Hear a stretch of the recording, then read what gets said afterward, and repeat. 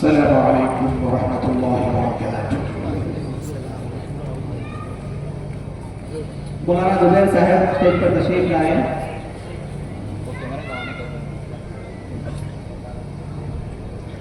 ان الحمد للہ نحمده ونستعینه ونستغفره ونعوذ بالله من شرور انفسنا ومن سیئات اعمالنا، من يهده الله فلا مضل له ومن يضلل فلا هادي له، واشهد ان لا اله الا الله وحده لا شريك له، واشهد ان محمدا عبده ورسوله.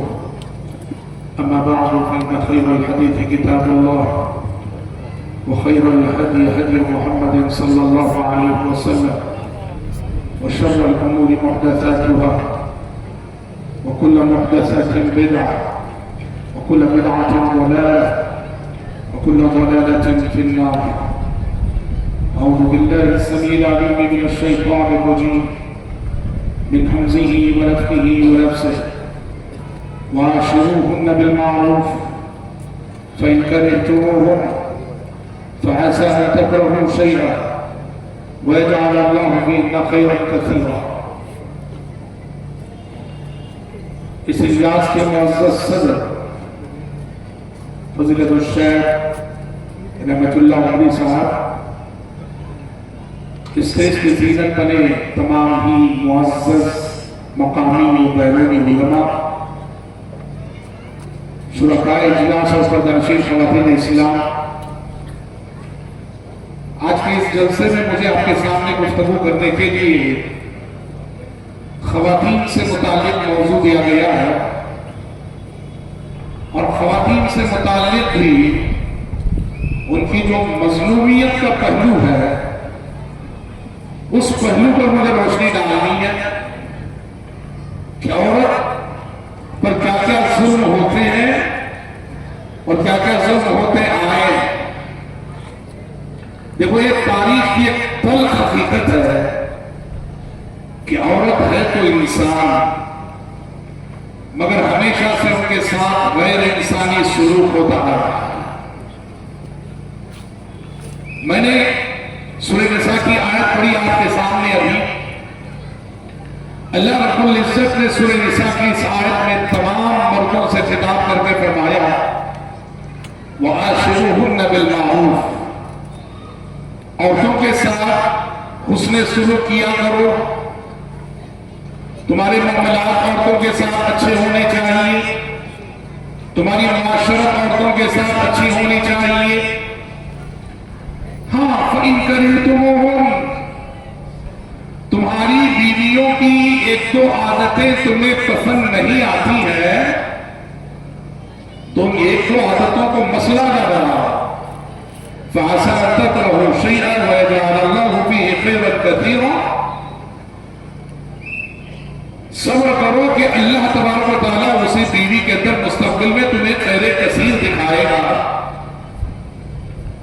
یہ سورہ نساء کی آیت ہے جس میں اللہ نے مردوں سے خطاب کر کے کہا اگر تم واقعی مرد ہو، اگر واقعی تم مرد ہو، تمہاری ذمہ داری ہے عورت کی کمزوریوں کو مسئلہ بنائے بغیر برداشت کر کے چلنا، کمپرومائز کر کے چلنا۔ سورہ نساء پڑھیے گا، سورہ نساء ایسی تعلیمات سے بھرپور ہے۔ از اول تا آخر سورہ نساء میں وہ تعلیمات دی گئی ہے جو عورت کے ساتھ حسن سلوک کی تعلیم دیتی ہے، حسن سلوک پہ ابھارتی ہے۔ اور آپ کو معلوم ہونا چاہیے یہ سورہ نساء اور یہ تعلیمات اللہ نے عرب کے اس سماج میں نازل فرمائی نبی کریم صلی اللہ علیہ وسلم پر، جس سماج میں عورت اتنی مظلوم تھی اور سارے حقوق تو چھوڑو، زندگی اور جینے کا بنیادی حق بھی وہ سماج عورت کو نہیں دے رہا تھا۔ لڑکی پیدا ہوتی تو بے رحم باپ اپنے بے رحم ہاتھوں سے لے جا کر اسے دفن کر دیا کرتا تھا۔ جو معاشرہ جینے کا حق نہ دیتا ہو، زندگی کا حق نہ دیتا ہو، سانس لینے کا حق نہ دیتا ہو، اس معاشرے سے آپ اور کیا توقع رکھ سکتے ہیں کہ اور کیا حقوق دے گا وہ؟ اور عورت پر یہی ظلم ہو رہا تھا، اور ایسے سماج میں اللہ نے سورۃ النساء نازل کی سورۃ النساء نازل کر کے رہتی دنیا تک کے لیے مردوں کو یہ سکھایا، یہ تعلیم دی کہ مردوں اگر واقعی تم مرد ہو تو عورت ایک صنف نازک ہے، اس صنف نازک کو کیسے برداشت کر کے چلنا چاہیے۔ عورت واقعی صنف نازک ہے۔ وہ اللہ کے نبی سفر میں تھے، آپ جانتے ہیں کہ اس زمانے میں عورتوں کو اونٹوں پر سواریوں پر ہودج بنا ہوتا تھا، اس میں عورتوں کو سوار کرایا جاتا تھا۔ تو ایک صحابی تھے حضرت انجشہ، وہ بھی کہانی میں بڑے معروف تھے، بڑے مشہور تھے۔ وہ خاص لے میں اشعار پڑھتے تھے، اشعار گاتے تھے۔ سفر میں جب سینکڑوں کی تعداد میں صحابیات نبی کے ساتھ ہیں اور ان صحابیات کو اونٹوں پہ سوار کرایا گیا ہے، حضرت انجشہ رضی اللہ عنہ اپنی خاص لے میں گائے جا رہے اور ان کی لے، ان کی آواز اور ان کے ترنم کو سن کر اونٹوں میں وجد آ رہا ہے، اور جب اونٹوں میں وجد آ رہا ہے تو اونٹوں کی رفتار تیز ہو رہی ہے۔ جب اونٹوں کی رفتار تیز ہونے لگی، نبی نے انجشہ سے خطاب کر کے کہا، رفقاً بالقواریر یا انجشہ، رفقاً بالقواریر یا انجشہ، اے انجشہ، یہ شیشے ہیں تمہارے ساتھ، یہ شیشے ہیں، ان شیشوں کے ساتھ نرمی کا معاملہ کرو، نرمی کا معاملہ کرو، یعنی رحم کرو، رحم کرو۔ ارے اس طرح گاتے جاؤ گے، اونٹ وزن میں آئیں گے، رفتار بڑھائیں گے اور اونٹوں کی رفتار بڑھے گی، ان اونٹوں پر جو شیشے رکھے گئے وہ شیشے ٹوٹ جائیں گے، پھوٹ جائیں۔ کس کو شیشوں سے تشبیہ دی جا رہی ہے؟ عورت کو، خواتین کو۔ عورت شیشے کی مانند ہوتی ہے، عورت شیشہ ہے۔ وہ شیشے کے برتن کے ساتھ کیا سلوک کرتے ہو آپ؟ اٹھاتے ہو بڑی نزاکت سے، رکھتے ہو بڑی نزاکت سے، ہر آن اور ہر لمحہ یہ ڈر رہتا کہیں ٹوٹ نہ جائے، پھوٹ نہ جائے، کہ شیشہ ہے وہ اگر ایک مرتبہ ٹوٹ جاتا ہے تو پھر وہ جڑ نہیں سکتا ہے۔ اللہ کے نبی کریم صلی اللہ علیہ وسلم نے عورتوں کو شیشوں سے تشبیہ دے کر مردوں سے کہا، یہ تمہاری ذمہ داری ہے کہ شیشوں جیسی نزاکت رکھنے والی مزاج کی عورتوں کو کیسے برداشت کر کے لے کے چلتے ہو۔ اور آپ صلی اللہ علیہ وسلم نے عرب کے اس سماج میں اور عرب کے اس معاشرے میں عورت کے رتبے کو اتنا بلند کیا۔ عرفہ کا دن آنے والا ہے، عرفہ کے موقع سے آپ نے جو خطاب کیا، تاریخی خطاب کیا، اپنے اس تاریخی کتاب میں جو خطاب کی وصیت کی حیثیت رکھتا تھا۔ اللہ کے نبی صلی اللہ علیہ وسلم نے قیامت تک آنے والے مسلمانوں سے خطاب کر کے کہا، اتقوا اللہ فی النساء، اے مردوں، عورتوں کے سلسلے میں اللہ سے ڈرو، اللہ کو جواب دینا ہے، اللہ کو جواب دینا ہے۔ کیوں؟ کیونکہ اللہ نے عورت کو مرد کے ماتحت کیا، مرد کو عورت پر حاکم بنایا، مرد کو عورت پر قوام بنایا اور مرد کو عورت پر اختیار دیا۔ کہیں یہ مرد اپنے اختیارات کا غلط استعمال نہ کرے، اس لیے اللہ کے نبی نے کہا اتقوا اللہ فی النساء، عورتوں کے سلسلے میں اللہ سے ڈرو، عورتوں کے سلسلے میں اللہ سے ڈرو۔ محترم بھائیوں، یہ ماضی ہے، مجھے جو کہنا ہے، مجھے جس پہلو سے روشنی ڈالنا وہ حال پر روشنی ڈالنی۔ عورت مظلوم تھی اسلام سے قبل، اسلام آیا، اس نے عورت کی مظلومیت کا خاتمہ کیا، مگر سوال یہ ہے کہ کیا آج عورت کے ساتھ انصاف ہو رہا ہے؟ کیا آج عورت کے ساتھ انصاف ہو رہا ہے؟ نہیں، بالکل نہیں۔ زمانے جاہلیت میں ستم ہو رہے تھے عورتوں پر، تو یہ جدید جاہلیت میں اور انداز کے ستم ہو رہا ہے۔ اور میں جو مثالیں دوں گا مجھے یقین ہے آپ میری تعریف کریں گے، آپ انکار نہیں کریں گے۔ انداز بدل گئے، اطوار بدل گئے، طریقے بدل گئے، مگر عورت پر ظلم و ستم کا سلسلہ آج بھی جاری ہے، عورت کی حق تلفی کا سلسلہ آج بھی جاری ہے۔ عورت آج بھی مظلوم ہے، اور عورت پہ کون ظلم کر رہا؟ عورت پہ مرد ظلم کر رہا، عورت پہ سماج ظلم کر رہا، اور کہیں عورت اپنے آپ پہ ظلم کر رہی ہے. اور ان تینوں کی مثالیں موجود ہیں. جہاں مرد عورت پہ ظلم کر رہا ہے، جہاں سماج عورت پہ ظلم کر رہا ہے، اور جہاں عورت اپنے آپ پہ ظلم کر رہی ہے، تینوں کی بے شمار مثالیں آپ کو سماج میں. آئیے دیکھتے چلے کہ ہمارے سماج میں اور ہمارے معاشرے میں عورت کیسے مظلوم ہے. عورت کی مظلومیت کے مظاہر کیا؟ ہم اپنی تقریروں میں بڑی شان سے کہتے ہیں کہ وہ جاہلیت تھی، وہ زمانہ جاہلیت تھا کہ جب لڑکیوں کو زندہ دفن کر دیا جاتا تھا. سوال کیا؟ لڑکیوں کی پیدائش کو نحوست کا باعث سمجھا جاتا تھا. کسی گھر میں لڑکی پیدا ہو جاتی زمانے جاہلیت میں، ایسے جیسے گھر میں کوئی حادثہ ہو گیا، قرآن نقشہ کھینچتا يَتَوَارَى مِنَ الْقَوْمِ مِنْ سُوءِ مَا بُشِّرَ بِهِ أَيُمْسِكُهُ عَلَى هُونٍ أَمْ يَدُسُّهُ فِي التُّرَابِ. کسی گھر میں اگر بچی پیدا ہو جاتی، باپ سماج سے نظریں بچھائے، نظریں چھپائے گزرتا تھا. کیا یہ بچی کو پالے یا پھر لے جا کے مٹی میں دفن کر دے؟ أَيُمْسِكُهُ عَلَى هُونٍ، ذلت کے ساتھ ایسے ہی پالتا رہے یا پھر لے جا کے مٹی میں دفن کرائے؟ یہ بچی کی پیدائش کے بعد باپ کی نفسیاتی زمانے جاہلیت. آج کا کچھ بدلا ہے کیا؟ آج بھی یہ نفسیات انسانوں کی ہے. انداز بدل گئے، اطوار بدل گئے. آج بھی عورت کو مارا جا رہا ہے، عورت کی زندگی کا چھینا جا رہا ہے. بس انداز بدل گئے، انداز بدل گئے. پرانے شکاری نے نئے جال بچھائے ہیں، بس انداز بدل گئے. کیا یہ سچائی نہیں ہے؟ اسکیننگ کے ذریعے سے آج معلوم ہو جاتا ہے کہ پیٹ میں جو ہے وہ بچہ ہے کہ بچی، لڑکا ہے کہ لڑکی. اور اگر معلوم ہو جائے کہ لڑکی ہے تو گرا دیا جاتا ہے. اور یہ عام سی بات ہے، یہ عام سی بات ہے. پرانے زمانے میں دنیا میں آنے دیا جاتا تھا، اس کے بعد مارا جاتا تھا. اب تو دنیا میں آنے سے پہلے اسے مار دیا جاتا. اور آپ دیکھیے گھر میں جب بیٹے کی پیدائش ہوتی ہے اس وقت گھر والوں کا رد عمل، اور گھر میں جب بیٹی کی پیدائش ہوتی ہے اس وقت گھر والوں کا رد عمل کیا ہوتا؟ بیٹا جب پیدا ہوتا ہے نا، مبارکبادیوں کا سلسلہ، لڈو بانٹے جاتے ہیں، مبارکبادیوں کا سلسلہ. اور بیٹی جب پیدا ہوتی ہے ایسے الفاظ بولے جاتے ہیں جیسے گھر میں کوئی حادثہ ہو گیا. رب کو جو منظور تھا ہمیں بھی منظور ہے. اللہ نے جو دیا لے لیں گے. ایسے الفاظ بولے جاتے ہیں بیٹی کی پیدائش پر کہ جیسے کوئی حادثہ ہو گیا.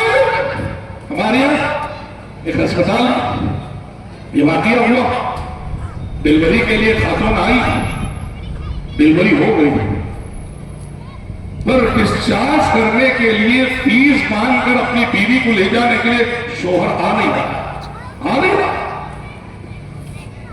یہ کہیں اور کی بات ہے، ہمارے مربوط کی اسپتال کی بات میں کرتا ہوں. عورت آئی ڈلیوری کے لیے، ڈلیوری ہو گئی، شوہر آئی نہیں، بیچاری راستہ تک رہی ہے، راستہ دیکھ رہی ہے، فون کر رہی ہے تو ریسپانس نہیں دے رہا ہے، رو رہی بیچاری، لاوارث ہے. زچہ اپنی گود میں اس نومولود کو لے کر رو رہی ہے، شوہر آ نہیں رہا، فون کر رہے تو فون ریسیو نہیں کر رہا. مسئلہ کیا ہے بھائی؟ مسئلہ یہ ہے کہ بیٹی پیدا ہو گئی ہے، اس لیے وہ ناراض ہو کے چلا گیا ہے. مجھے بیٹی نہیں چاہیے، نہ میں اس کا خرچ ادا کروں گا، نہ میں تجھے ڈسچارج کروں. چلا گیا. ہائے ہائے، ایسے نامردوں کو اسلامی عدالت میں پیش کیا جائے گا تو کوڑے لگیں گے کوڑے میں. کیا یہ حقیقت نہیں ہے؟ کتنے شوہر ایسے ہیں اور کتنی ساسیں ایسی جو اپنی اس بہو کو اس لیے ناپسند کرتی ہیں اور اپنی بیوی کو اس لیے ناپسند کرتا ہے کہ یہ زیادہ بیٹیاں جنتی ہیں. زیادہ جس ماں کو بیٹیاں ہوتی ہیں اس ماں کو سسرال میں کتنے تانے سننے پڑتے جاتے ہیں. کبھی ساس تانے دینے والی صرف بیٹیاں جنتی ہیں، کبھی شوہر تانے دینے والا کہ صرف بیٹیاں جنتی ہیں. اس کا اختیار ہے، وہ تو اللہ کی دین ہے. یخلق للہ ملک السماوات والارض یخلق ما یشاء یہب لمن یشاء اناثا ویہب لمن یشاء الذکور. اور ایسے زمانے کو ہم کہہ رہے ہیں کہ بڑے علم کا زمانہ ہے، روشنی کا زمانہ ہے، ترقی کا زمانہ ہے. نہیں نہیں، جاہلیت ہے، جاہلیت، جہالت ہے، جہالت ہے. ذکر خدا ہے، خدا ہے. نہ عورت کو حقیر سمجھو، نہ لڑکی کو حقیر سمجھو، نہ لڑکیوں کو جننے والی عورت کو حقیر سمجھو. خدا را تانے نہ دو، تبصرے نہ کرو، اللہ کے پاس پکڑے جاؤ. عورت جہاں مظلوم نظر آتی ہے، عورت کی مظلومیت کا ایک پہلو میراث کا باب بھی ہے. شریعت میں تقسیم میراث یعنی کسی کا بھی انتقال اگر ہو جائے نا، زید کا، بکر کا یا عائشہ کا، فاطمہ کا، کسی کا بھی انتقال ہو جائے، اس کے چھوڑے ہوئے مال میں اس کے کن کن رشتہ داروں کو کیا کیا ملے گا، کتنا ملے گا، سورۃ النساء میں اللہ نے وہ ساری تفصیلات بتا دی. اور سبحان اللہ، عرب کا وہ سماج جہاں شوہر کے انتقال کے بعد خود بیوی مال وراثت کے طور پہ تقسیم ہوتی تھی اس کے رشتہ داروں میں، اللہ نے عورت کے ساتھ یہ انصاف کیا. سورہ نساء میں اللہ نے بتایا کہ مال میراث میں عورت کا حق کیا ہے. وہ ماں بنتی ہے تو کتنا ملے گا، وہ بیٹی بنتی ہے تو کتنا ملے گا، وہ پوتی بنتی ہے تو کتنا ملے گا، وہ بہن بنتی ہے تو کتنا ملے گا، وہ دادی بنتی ہے تو کتنا ملے گا. رب العزت نے یہ ساری تفصیلات سورہ نساء میں بیان کی اور کہا کہ مال میراث میں جیسے مرحوم کے مرد رشتہ داروں کا حق ہے، مرحوم کی بیٹیوں کا، بہنوں کا، ماں کا، دادی کا، سب کے حقوق ہے. اور آج یہ ظلم ہم کرتے ہیں اور اس ظلم میں ہم نے اچھے سے دینداروں کو بھی دیکھا افسوس کہ باپ کی میراث جب تقسیم ہوتی ہے تو بھائی سارا حق مار لیتے ہیں، اپنی بہنوں کو نہیں دیتے. اچھا کچھ لوگ دیتے بھی کیسے دیتے ہیں؟ جیسے کہ بڑا احسان کر رہے ہیں. حق کو حق کے طور پہ دو، حق کو احسان کے طور پہ دینا بھی ظلم ہے. حق ہوتا ہے، حق کو حق کے طور پہ دو تبھی وہ حق ہے. حق کو احسان کے طور پہ دیتے ہو تو یہ بھی ظلم ہے. ہمارے سماج میں کتنے بھائی ایسے بہنوں کو میراث میں حق نہیں دیتے، بہنوں کا حق دبا لیتے ہیں. کیوں؟ کہتے ہیں کہ تمہارا جو بھی حق تھا وہ تمہاری شادی میں ہم دے دی، شادی میں ہم نے جو خرچ کیا نا وہاں تمہارا سارا حق تمہیں دے دیا. کس نے کہا تم سے کہ 50 لاکھ کی شادی کرو؟ کس نے کہا تم سے کہ 1 کروڑ کی شادی کرو؟ کس نے کہا؟ یہ شادی کے اخراجات یہ ہم نے اپنے آپ پہ لاد لیے. اسلام نے تو شادی کو اتنا آسان بنایا، اعظم النکاح برکۃ وایسرہ مولا.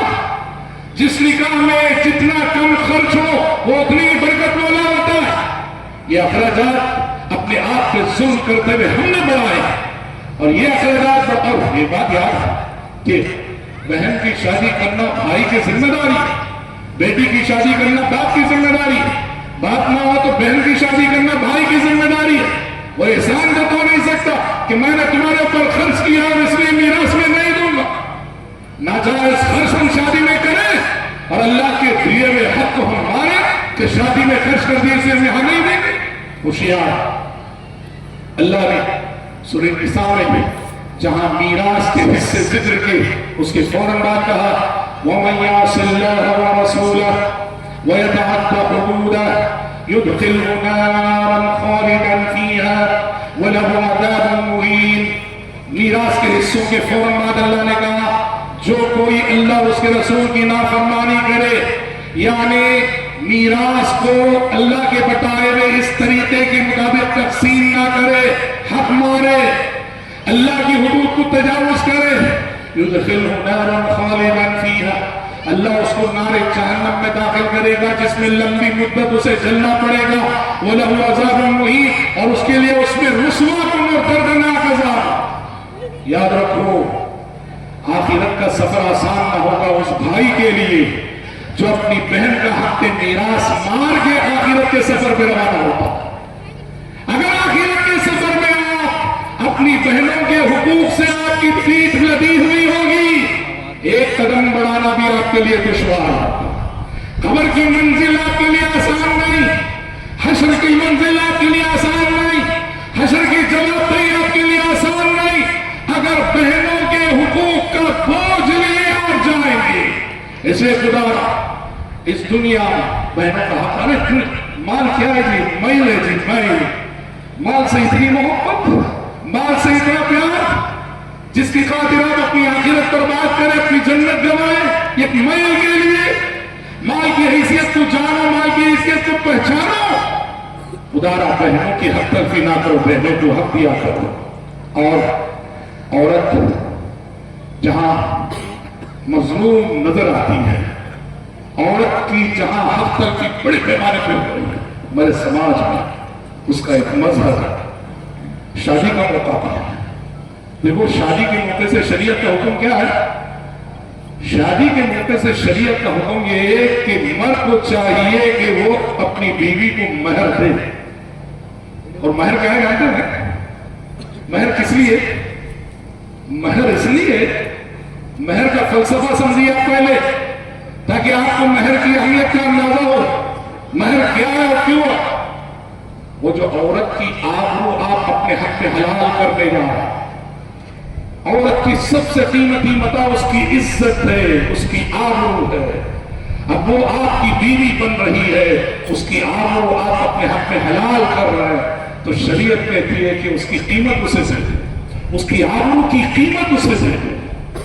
فَمَا اسْتَمْتَعْتُمْ بِهِ مِنْهُنَّ فَآتُوهُنَّ أُجُورَهُنَّ فَرِيضَةً۔ اور آبرو کتنی قیمتی چیز ہے؟ آبرو کوئی سستی چیز نہیں، آبرو بہت مہنگی چیز ہے۔ اسی لیے اللہ کے نبی صلی اللہ علیہ وسلم نے اپنی غربت و ناداری کے باوجود امہات المومنین کو کتنا مہر دیا؟ 500 درہم۔ ایک ام المومنین کو نبی نے مہر میں کیا دیا؟ 500 درہم۔ اور جانتے ہیں آپ 500 درہم کی ویلیو کیا تھی؟ اللہ کے نبی کے زمانے میں زکوٰۃ کا نصاب تھا 200 درہم۔ یعنی کسی کے پاس 200 درہم اگر ہے تو وہ امیر ہے، وہ مالدار ہے۔ اگر 200 درہم کسی کے پاس ہے، اور اللہ کے نبی کتنا دے رہے؟ 500 درہم زکوٰۃ کا 2.5 نصاب دے رہے ایک مومنین کو۔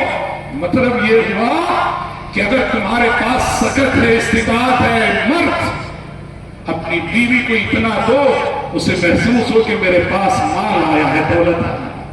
ہاں اس میں مرد کی سکت کا بھی لحاظ ہے۔ جن کو اللہ نے صاحب حیثیت بنایا، انہیں چاہیے کہ وہ عورت کی اس آبرو کی قیمت ادا کرے اور اچھی قیمت ادا کرے۔ آج ہوتا کیا ہے؟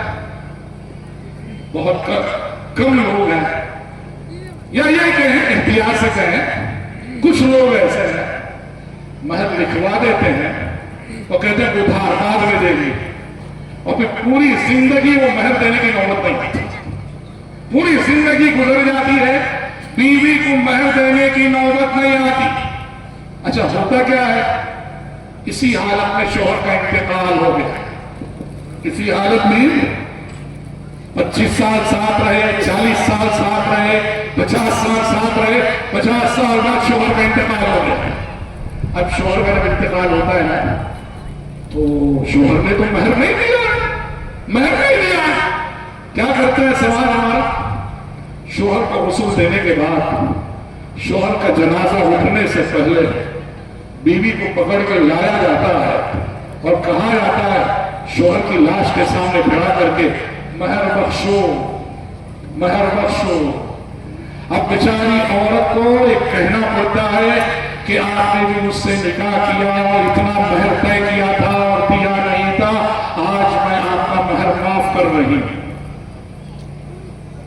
کیسا ظالم ہے ہمارا سماج، کیسا ظالم ہے ہمارا معاشرہ۔ بیچاری شوہر کی جدائی کے صدمے سے ٹوٹی ہوئی ہے، اسے شادی کا دن یاد دلا رہے تھے، شادی کا دن یاد دلا رہے ہاں؟ کرنا کیا چاہیے؟ کرنا یہ چاہیے کہ اگر کوئی شوہر مر گیا اور اس نے مہر ادا نہیں کیا ہے تو اس کے ترکے میں سے سب سے پہلے تدفین کے بعد، تدفین کے عقیدات کے بعد بیوی کا مہر ادا کیا جائے گا۔ مہر بخشو کیوں نہیں؟ بیوی کا مہر ادا کیا جائے گا پہلے اسے چھوڑے ہوئے مال میں سے۔ اور پھر اس کے بعد مال وراثت کے طور پر بھی بیوی کو اس کا اپنا 8واں حصہ ملے گا، اولاد ہو. سمجھا یہ بات؟ عورت کا دنیا میں ہم نے ایک چیز نوٹ کی، عرب کی عورت اور ہمارے ملک کی عورت، عجم کی عورت، دونوں میں بنیادی فرق. عرب کی عورت اپنے حقوق سے واقف ہے اور ضرورت سے زیادہ واقف ہے، نہ صرف واقف ہے منواتی بھی ہے. اور ہماری عورتیں بیچاریاں اپنے حقوق کو بھی نہیں جانتی، عجم کی عورت. سمجھو نہیں بات؟ اچھا ایک طرف دیکھیے شادی میں عورت کے حقوق اس کا مہر نہ دیا جانا ایک ظلم یہ، اور ستم بالا ستم کریلا نیند چرائیے کہ عورت اور عورت کے ولی سے جہیز کے نام پہ لڑکا پیسہ لے. ہاں یاد رکھیے گا اسلام نے شادی و نکاح کا جو تصور پیش کیا، لڑکی کا باپ یہ پائی دینے کا ذمہ دار ہے، وہ صرف لڑکی آپ کے حوالے کرنے کا ذمہ دار ہے. آج جو جہیز کے نام پہ ہم لیتے جوڑا گھوڑا گاڑیاں پتہ نہیں کیا کچھ، ارے بڑا بے شرم ہے جی معاشرہ بڑا. کیوں؟ شادی سے پہلے جو رشتہ طے ہو جاتا نا، یہ بیٹھک اس لیے ہوتی ہے لڑکے والے پوچھنے کے لیے آتے اچھا آپ اپنی لڑکی کو کتنا سونا ڈالیں گے، تم کو کیا لینا دینا، ان کی لڑکی ہے وہ چاہے جتنا ڈالے، تمہیں کیا پوچھتا ہے یا پوچھنے کا کہ تم اپنی لڑکی کو کتنا سونا ڈالو گے. یہ بے شرمی ہے. کیوں جانتے ہیں؟ تصور یہ ہے لڑکی کا جو بھی مال ہے وہ ہمارا مال ہے، لڑکی کو جو بھی سونا مل رہا ہے وہ ہمارا. بے شرمی ہے، بے شرمی.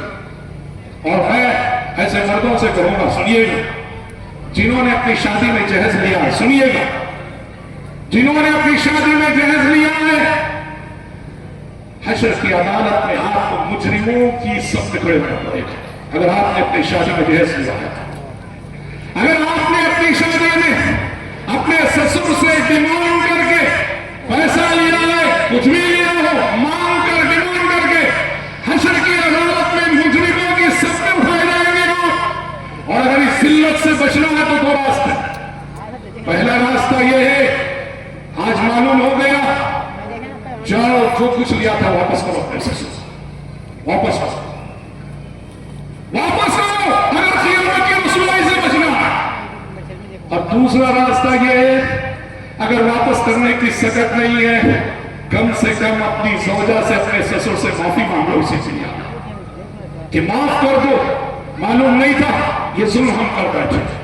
قرآن کہتا ہے یا ایھا الذین آمنوا لا تأکلوا اموالکم بینکم بالباطل، اے ایمان والو ہوشیار، آپس میں ایک دوسرے کا مال ناجائز طریقے سے کھایا نہ کرو، آپس میں ایک دوسرے کا مال ناجائز طریقے سے کھایا نہ کرو.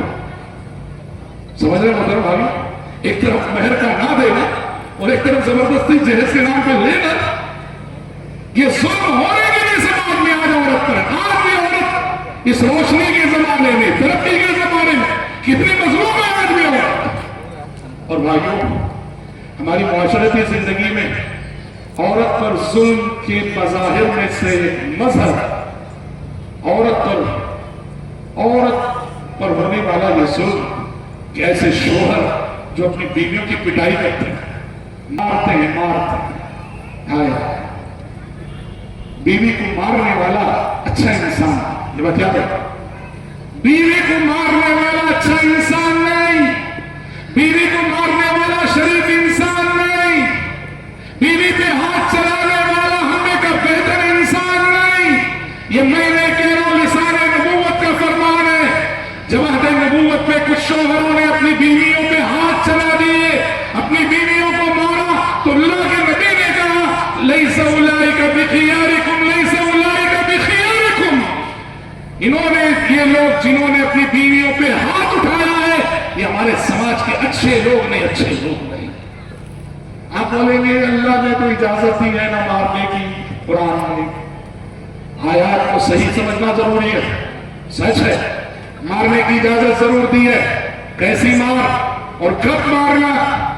قرآن کہتا ہے کہ پہلے اگر بیوی نافرمانی کرتی ہے پہلے بات کو بات سے بنانے کی کوشش کرو، سمجھاؤ سمجھاؤ سمجھاؤ، 10 بات سمجھاؤ، بات سے بات بن جاتی. اور اگر بات سے بات نہیں بنتی ہے، سمجھانے کے باوجود وہی ٹیڑھاپن ہے، وہی نافرمانی، تو اللہ کہتا ہے بستر رکھو، ذرے دے بستر، اس کے ساتھ سونا ہے۔ یہاں عورت کا ضمیر جاگ جاتا ہے جب شوہر اس کے ساتھ نہ سوئے۔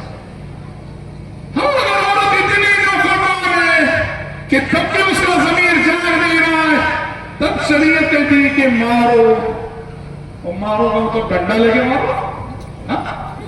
ابن عباس کیا تفسیر کرتے مار کی؟ ابن عباس تفسیر کرتے بالسواک ونحوہ، عورت کو، بیوی کو اگر مارنے کی نوبت آ گئی نا، کیسے مارنا؟ مسواک سے مارا، مسواک کرتے نہیں، مسواک سے مارا، کنگھی کرتے، کنگھی سے مارا۔ مسواک سے کیسی مار لگے گی؟ کنگھی سے کیسی مار لگے گی؟ مطلب اس کے بدن کو چوٹ کرنا مقصد نہیں، اس کے احساس کو چوٹ کرنا مقصد ہے کہ میں کتنی بگڑ گئی ہوں کہ آج میرے شوہر مجھ پر ہاتھ اٹھانے پہ مجبور ہو گئے۔ تو یہ فضل ہم مسواک کی مار کو ڈنڈے کی مار پہ دیا جائے؟ بالکل نہیں۔ لیس اولئک بخیارکم، بیویوں کو مارنے والے۔ اور سبحان اللہ، ہم نے دیکھے ہیں اور دیکھ رہے ہیں ایسی بعض خواتین، ان کے شوہروں کا معمول ہے، سلم علاقوں میں جاؤ، شوہر کا معمول ہے روزانہ شراب پی کے آنا اور شام میں بیوی کو مارنا۔ بیچارے بیوی کے بھائی، اس کے والدین اس سے کہتے ہیں اسے چھوڑ کے آ جا۔ عورت جب صبر کرنے پہ آتی ہے نا، مرد بھی صبر میں اس کا مقابلہ نہیں کر سکتا، عورت اسی کے ساتھ گزارا کرتی ہے، ایسے ہی ظالم شوہر کے ساتھ۔ اور محترم بھائیوں، عورت کی مظلومیت کے مظاہر اس میں سے یہ بھی ہے کہ عورت کو ہم کمانے پہ مجبور کریں۔ کمانا کس کی ذمہ داری ہے؟ میں مرد ہوں، میری ذمہ داری، آپ مرد ہیں، آپ کی ذمہ داری ہے۔ اللہ نے قرآن میں کہا کہ ہم نے تم کو تمہاری بیویوں پر حاکم بنایا، قوام بنایا، اختیار دیا۔ کیوں؟ تمہارے کما کر خرچ کرنے کی وجہ سے۔ الرجال قوامون علی النساء بما فضل اللہ بعضهم علی بعض وبما انفقوا من اموالهم۔ ایک تو اس لیے کہ اللہ نے بحیثیت مرد کو عورت پر ایک درجہ فضیلت دی، اور ایک تو اس لیے کہ مرد محنت کرتا ہے، کماتا ہے، خرچ کرتا ہے۔ اور آج عورت پر یہ ظلم ہم دیکھ رہے ہیں، کتنے مرد ایسے ہیں صحت مند ہیں، ہم ان کی بات نہیں کر رہے ہیں جو بیمار ہیں، مجبور ہیں، معذور ہیں، ان کی بات نہیں کر رہے ہیں، ہم ان مردوں کی بات کر رہے ہیں صحت مند ہیں، صحت مند، سست ہیں، غافل ہیں، غیر ذمہ دار ہیں، صبح سے شام تک گھر میں سوئے رہتے ہیں، چولہے پر ہانڈی چڑھنے کی سکت نہیں ہے گھر میں۔ بیچاری عورتیں اڑوس پڑوس میں جا کے انہیں برتن مانجنے پڑتے ہیں اپنے بچوں کا پیٹ بھرنے کے لیے کہ شوہر غافل مل گیا ہے، شوہر کاہل مل گیا ہے، اور شوہر سست مل گیا ہے۔ ظلم ہے یہ جو مردوں کی جانب سے عورت پر ہو رہا ہے۔ اور اسی طرح سے حضرات، آخری بات، میرا وقت بھی ختم ہو رہا ہے، عورت کی جہاں حق تلفی سماج میں ہو رہی ہے، اس میں سے ایک اس کے مذہبی حقوق دینے میں بھی ہم کوتاہی کر رہے ہیں۔ عورت کے دینی، شرعی وہ مذہبی حقوق دینے میں بھی ہم کوتاہی کر رہے ہیں۔ مثال کے طور پر کیا مذہبی حقوق؟ عورت کو مسجد جانے سے روکا جاتا ہے، مسجد جانے نہیں دیا جاتا۔ حدیث کیا کہتی ہے؟ لا تمنعوا اماء اللہ مساجد اللہ، اللہ کی بندیوں کو اللہ کی مسجدوں سے نہ روکو، اے مردوں اے شوہروں۔ ہاں یہ اور بات ہے، وہ بیوتہن خیر لہن، گھر کی نماز بہتر ضرور ہے، اگر وہ مسجد جانا چاہیں تو روکو مت۔ اللہ کے نبی کے زمانے میں 5 فرض نمازیں عورتیں مسجد نبوی میں حاضری دے کر پڑھا کرتی تھی، 5 نمازوں کے لیے آیا کرتی تھی۔ صرف فرض نمازیں نہیں، کئی احادیث سے پتا چلتا ہے نفل نماز پڑھنے کے لیے عورتیں گھر چھوڑ کے مسجد آتی تھی۔ پیارے نبی نے دیکھا مسجد نبوی کی 2 ستونوں کے درمیان ایک رسی بندھی ہوئی ہے۔ آپ نے پوچھا یہ رسی کس نے باندھی ہے اور کس لیے باندھی؟ لوگوں نے کہا اللہ کے نبی یہ زینب نے باندھی ہے۔ کہا کس لیے باندھی؟ کہا اللہ کے نبی زینب جو ہے نا مسجد میں آتی ہیں اور کھڑی ہو کر لمبی لمبی نفل نمازیں پڑھتی ہیں، جب ان سے کھڑا نہیں جاتا ہے کھڑے ہونے کی سکت نہیں رہتی ہے، اس کا سہارا لے کر آسرا لے کے کھڑتی ہے۔ اللہ کے نبی نے کہا کھول دو رسی اور زینب سے کہو جتنی سکت ہے اتنی عبادت کرے، اپنے آپ کو اتنی عبادت کی تکلیف نہ دے جس عبادت کی سکت نہیں ہے۔ یعنی نفل نماز کے لیے عورت کے مسجد آنے کو نبی نے تسلیم کیا، اور آج عورتوں کو یہ حق بھی نہیں دیا۔ آپ کو معلوم ہے کیرلا میں کیا ہوا؟ کیرلا میں ایسے ہی دو عورتوں کو مسجد آنے سے روکا گیا، وہ سیدھے کورٹ چلی گئی، اور کیرلا ہائی کورٹ کا ڈیسیژن، فیصلہ کیرلا ہائی کورٹ کا، کیرلا ہائی کورٹ کے جج نے یہ فیصلہ دیا کہ محمد اللہ کے مطابق عورت مسجد آنے کا پورا حق رکھتی ہے، لہذا کوئی روک نہیں سکتا۔ جو حق شریعت نے دیا ہے کاش ہمیں دے دیا ہوتے، ہم جب نہیں دیے تو عدالت نے انہیں وہ حق دیا۔ سمجھ رہے؟ ہاں شرط ہے عورت کی مسجد حاضری کی، سادگی، بن سور کے نہیں آنا، خوشبو لگا کے نہیں آنا، پھول لگا کے نہیں آنا، زیورات سب پہن نہیں، سادگی سے آنا یہ شرط ہے بالکل۔ سمجھ رہے؟ ورنہ عورتوں کو شریعت میں مسجد آنے کا پورا حق ہے۔ محترم بھائیوں، محترم بہنوں، موضوع بڑا تفصیلی ہے اور ہم بولتے جائیں گے۔ عورت کی مظلومیت کے بڑے مظاہر ہیں، اور میرے اس موضوع کا یہ مطلب ہرگز نہیں کہ صرف مرد ہی ظالم ہوتے ہیں اور عورتیں سب مظلوم ہوتی ہیں۔ الٹا بھی ضرور ہے، معاشرے میں کئی مرد مظلوم، کئی عورتیں ظالم، ایسے بھی قصے ہیں۔ آئندہ کسی موقع پہ موقع ہوا تو انشاءاللہ مرد کی مظلومیت کے مظاہر ذکر کریں گے کہ عورت جب ظلم کرنے پہ آتی ہے تو کیسے کرتی ہے انشاءاللہ تعالی۔ رب العزت سے ہم دعا کرتے ہیں کہ پروردگار عالم مجھ کہنے والے کو، آپ سبھی سننے والوں کو اللہ تبارک و تعالی زندگی میں ہر قدم عدل و انصاف کے تقاضوں کو پر ہمیں چلنے کی، ان پہ قائم رہنے کی توفیق عطا فرمائے۔ مرد ہو کہ عورت ہماری جانب سے کسی پہ ظلم نہ ہو، کیونکہ ظلم کا انجام بہت برا ہوتا ہے، اور دنیا میں بھی برا ہوتا ہے اور آخرت میں بھی برا ہوتا ہے۔ میں انہی چند کلمات پر اپنی گفتگو کو سمیٹتے ہوئے میں شکر ادا کرتا ہوں منتظمین اجلاس کا۔ بہت اخلاقی فرض سمجھتا ہوں کہ میں نے اس سے پہلے ڈیٹ دی تھی، آپ نے پروگرام کی پوری تیاری کرنی تھی اور اچانک میں نے معذرت کی تھی، آپ کو اس کی بہت تکلیف ہوئی، اس کے لیے میں آپ سے اخلاقی طور پر معذرت چاہتا ہوں۔ رب العزت آپ کی محنتوں، کوششوں، کاوشوں کو قبول فرمائے، اللہم آمین۔ وصلی اللہ وسلم علی خیر خلق محمد وآلہ وصحبہ اجمعین۔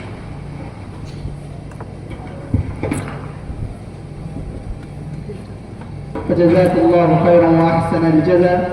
اللہ تبارک و تعالیٰ سے دعا ہے کہ اللہ تعالیٰ نے جو بھی باتیں ہم سب کو بتائی ہیں ان سب پر ہمیں عمل کرنے کی توفیق عطا فرمائے، اور اللہ رب العالمین شیخ کے علم میں برکت عطا فرمائے۔ اللہ تعالیٰ شیخ کی صحت میں اللہ رب العالمین تندرستی عطا فرمائے۔